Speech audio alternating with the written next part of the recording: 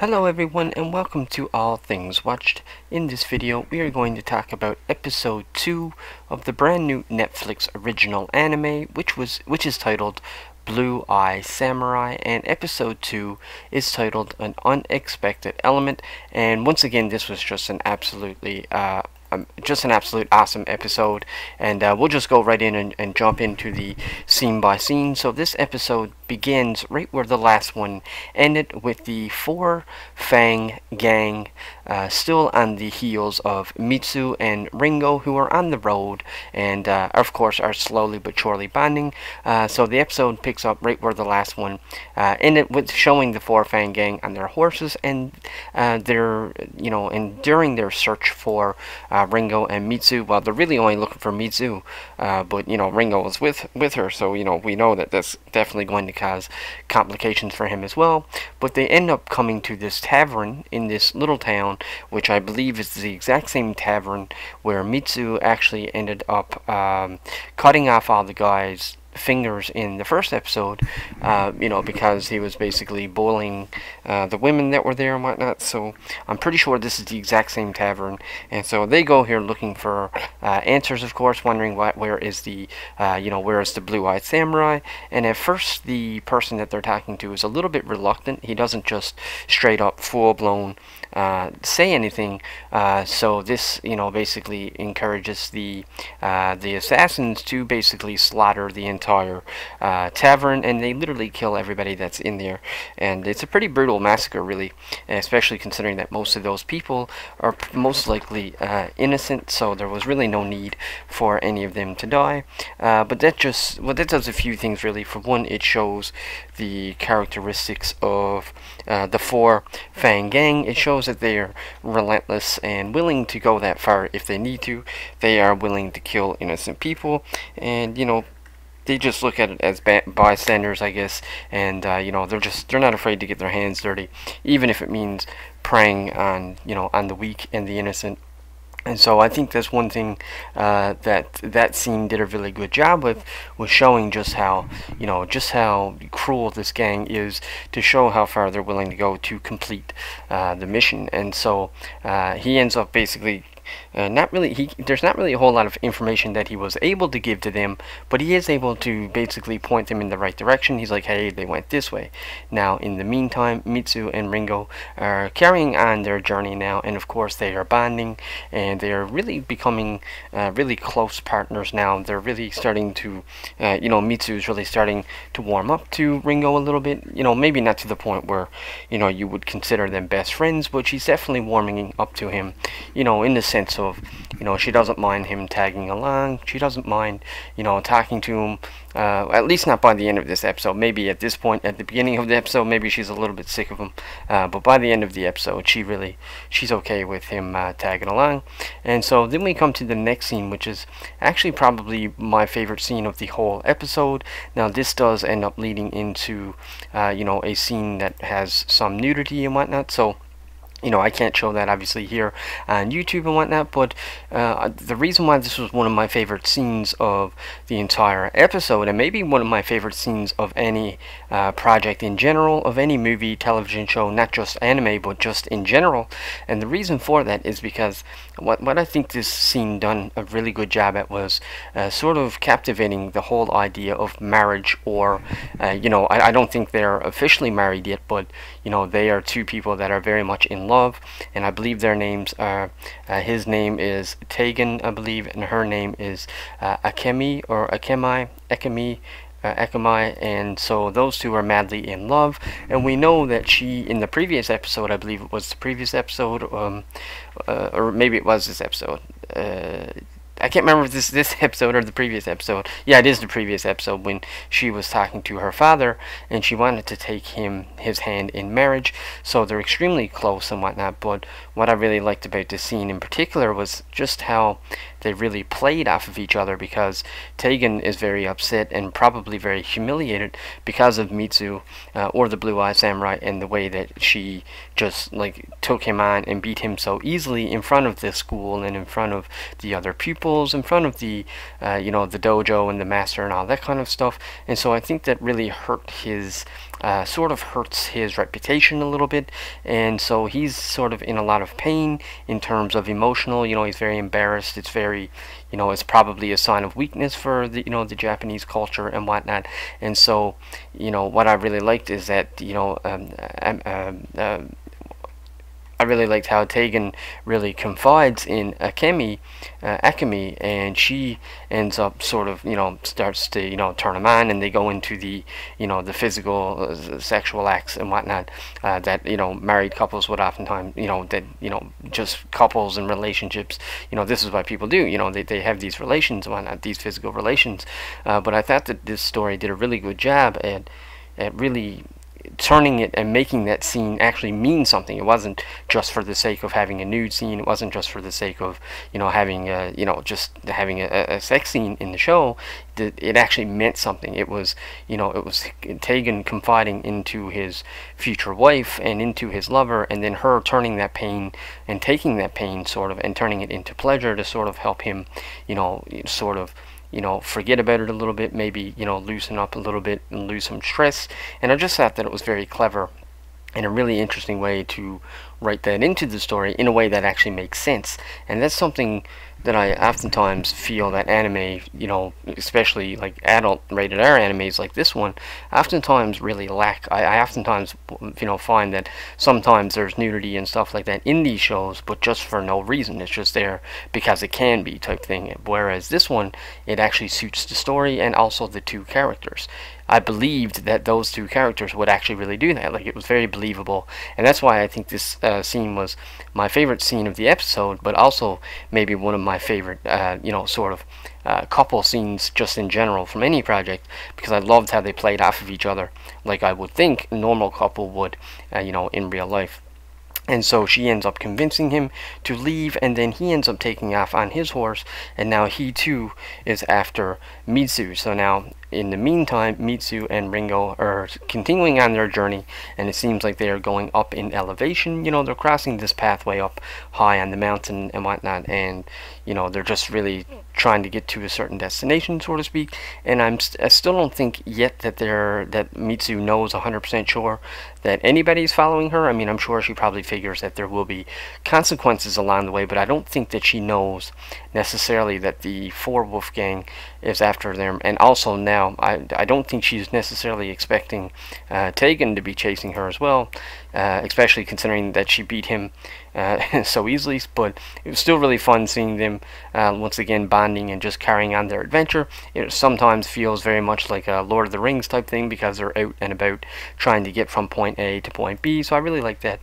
And then of course they end up coming to this town, which is up high in the mountains, and it's a really cool little town, and it's currently winter, and I'm not really sure if it's actually winter or if it's only winter because of how high they are in elevation. But either way, it's a really cool little town, lots of really cool people in there. And this is sort of where Ringo hangs out for a majority of the episode, is in this little area here.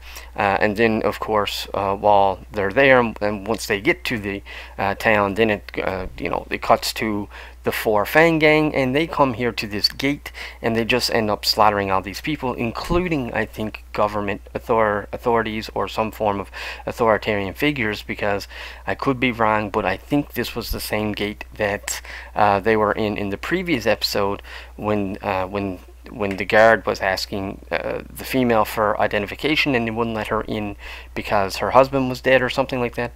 So I think this is actually that same location from the first episode. I could be completely wrong, but I think that it was. But either way, it shows the Four Fang Gang. They just slaughters all these people, the innocent plus the guards and everybody, just once again showing their cruelty. So then we carry on to this next scene here, and we're introduced to these two characters as well. And I was trying to figure out who they were, because I feel like maybe either I missed something or they actually genuinely are the brand new characters. And I feel like maybe the painter dude, the artist guy, I'm wondering if he is the one that Mitsu is actually looking for. Is that the target? Is that the brother of the dojo from the first episode? Because the only reason why I think that is because at some point in this episode, he is looking out over this beautiful landscape that's full of snow and ice, and it looks like there's maybe like a torch or something down there, and he's looking to see if that torch is, you know, on fire, if it's lit up, because I think it resembles, if it is lit, then that resembles or means that the samurai has been killed, which would be, of course, Mitsu, the blue-eye samurai. So I'm thinking that either this gentleman is actually the brother, the one that she's actually looking to try to kill, or he's the master of that dojo, and maybe I just missed something or whatnot. I can't quite remember who he is, but I do know that you know, he knows about Mitsu, and I would assume that he's the one also that hired the Four Fang gang, and that's why he's looking out and whatnot. So I really liked the character, but I didn't really know much about the character, at least not yet. And maybe it will be revealed, or maybe, like I said, maybe I just missed something, but I wasn't 100% sure about who that character was. So then we go back to the flashback scenes, which I absolutely love. I love all the flashback scenes, you know, in this story, just because I love how they keep showing Mitsu and the sword maker and her relationship to this guy who's basically like sort of like her adopted father, and he's blind, and she's sort of considered like a half-breed because she's a mixed breed. She's not 100% pure Japanese because she had two different ethnic parents, and so, you know, she's frowned upon just based on her appearance, and so he's blind. And so I really liked how they played into that. Her adopted, you know, father, so to speak, is someone who can't see, so he's not able to see the flaws in her, which I thought is just really appropriate. So anyways, this gentleman that is sat down here is someone from Mitsu's past who was hired Mitsu and this sword maker, and basically wanted them to create a blade for him, because this sword maker, this blacksmith, has a really good reputation. He makes really good weapons, and they're very strong, they're very durable, they last good, they're made of good material, good mineral, and good steel. And so this is, you know, this is why this guy is here. Now we'll learn by the end of the episode that this is actually the leader of the Four Fang gang, but we just don't know this yet. But we're seeing this right now in the flashbacks, so that once it's revealed at the end of the episode, it adds a little bit more gravity, and the fight becomes a little bit more emotional, and just sort of adds a little bit to this fight scene itself, as opposed to just having you know, just having a fight scene for the sake of having a fight scene. I guess you could say kind of like the sex scene that we have earlier between Tegan and Ameki. It's just, I guess it's the same idea but different. Rather than like being like a sex scene, this time it's an actual fight scene, and so this brings gravity and emotion to the fight scene and whatnot. So anyways, they get hired to do the job, and so then they show the whole process with the sword maker and the blacksmith and Mitsu, and basically, you know, he forges the steel, does a really good job, if you ask me. He does really good, but then when it comes time for him to actually give the sword to the person that hired them, then the sword or the blade actually cracks off. And so at first I think they're kind of a little bit worried about what his response might be, given the fact that they've given him a broken weapon, but instead he sort of uses that to his advantage and says, you know, because of the sword makers and the blacksmith's reputation, he's sort of like, well, now this will make me even more legendary, because now I'm using a weapon that was broken by this master blacksmith and whatnot. So it actually kind of worked in their favor, but at first he did have a little bit of a bad sour taste in his mouth, because he does sort of want to hit Mitsu. It's almost like he swings at her and he's going to hit her because she sort of takes responsibility for it, but the swordsmith, or the blacksmith, and the sword master ends up stopping him and actually protects him. And so I thought that was really cool. So then we go back to the modern day. Once again, I love the transitions between the scenes in this anime as well. I think over the past year, 2023, Netflix has really been killing it with a lot of things. Really, they're really stepping up their game with their anime for sure. And so I even like the transitions in this episode, I thought were really good, and in the series as a whole so far. And so we come back to the modern day, and we see Mitsu, and she's here in the wilderness, and she's training. She hauls out her sword, and what I liked what I really liked about this is that they actually allowed her to use her imagination, which really looks good for people watching the series. So people like me and you who's watching it, as opposed to just having her fighting these trees and cutting down trees, it allows her to use her imagination, and it looks like she's actually fighting these demons, even though realistically it's not, it's just trees. But I also liked how they had this demon sort of have blue eyes, very much resembling herself, almost resembling the monster that she sees as herself on the inside, and also the monster that everybody else sees of her because of the fact that she's not pure Japanese. And so I really liked sort of her imagination and how metaphoric and symbolic it becomes.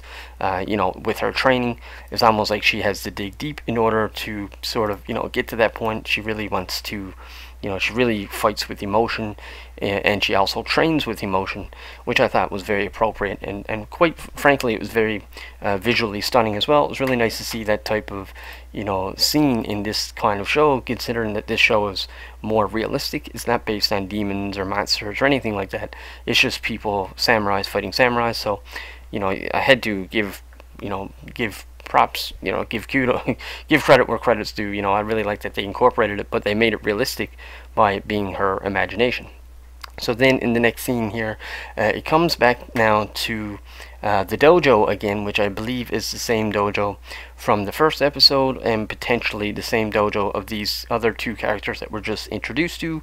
The brother, in which I think is the brother in which Mitsu is actually hunting.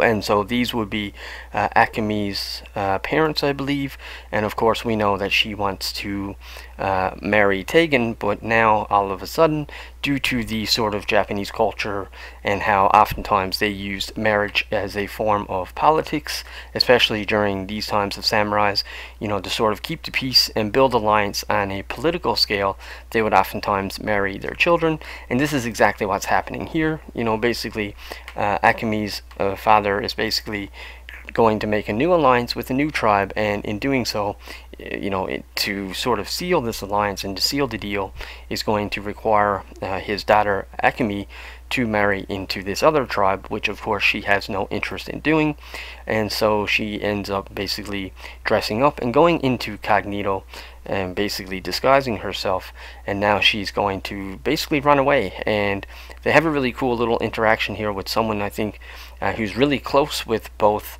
Akemi and also her father, and so you can see that he sort of sympathizes with her because of the fact that he warns her. He doesn't really try to stop her. He does let her go. He lets her go on her own free will, but he does warn her. He's like, hey, if you leave here, you're going to cause a lot of problems with your father. You're going to cause a lot of problems with this alliance, and things are probably not going to be probably not going to work out too well once you get back. But he doesn't stop her. Like I said, he lets her go, and which shows their relationship too. So obviously, the relationship between that gentleman and her father, and also that relationship between the two of them, obviously is very strong and very sound, and you can tell that he cares for her, or else he wouldn't have warned her. He probably would have just took her in, but he didn't. He let her go.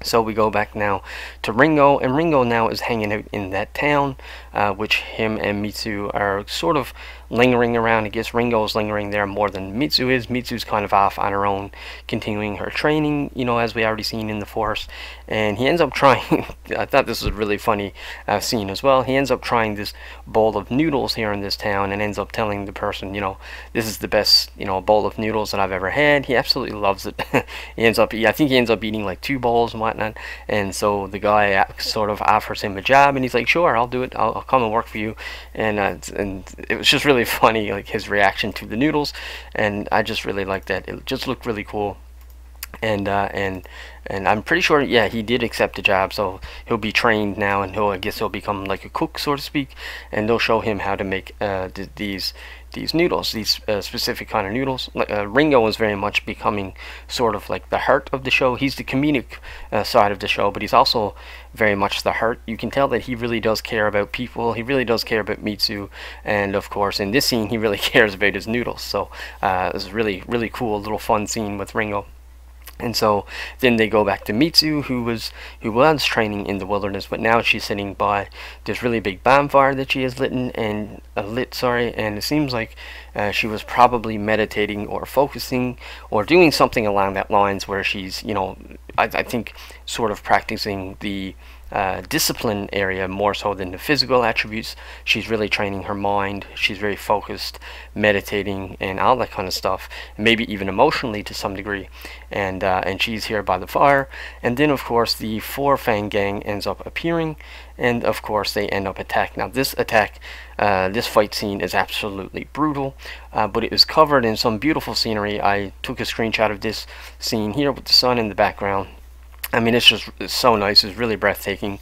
Seeing it's almost like they're fighting here during sundown. It's just really nice, and I absolutely loved it. The first two episodes so far had some really, really good scenery in it, and like I said, sometimes it really very much reminds me of Lord of the Rings and the scenery and that kind of scenery and stuff. But so anyways, the fight breaks out, and they both sides, the Four Fang Gang and Mitsu, just do an absolute phenomenal job. And like I said, the fight is really brutal.